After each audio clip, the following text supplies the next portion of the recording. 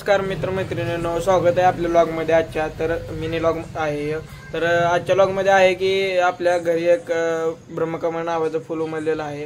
हे तसं तर घरी उगवत नाही, कुंडीमध्ये तर नाहीच. खरं आपल्या घरी आपण लावलेलं आहे. तर 7 आलेले आहेत, एकदम एक नाहीच तर 7 आलेलं आहे.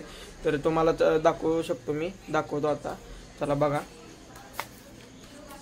हे बघा इथे एक आहे. तर हे मित्र हे आपण टेरेसवर लावलेलं आहे आपल्या. हे बघू शकता तुम्ही, हे पहिलं. तर हे फुल कसं आहे, ह्याला हिमालयाची राणी पण म्हणतात. हे दुसरं. तर हे फुल जून ते या फुलाचे वैशिष्ट्य आहे की जून ते जुलैमध्येच हे उमलतं. हे बघा तिसरं. हे चौथं बघा. हे इथे एक 5वं आहे मित्रांनो.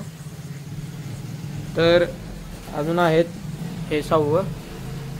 हे 6वं एक झालं आणि हे 7वं.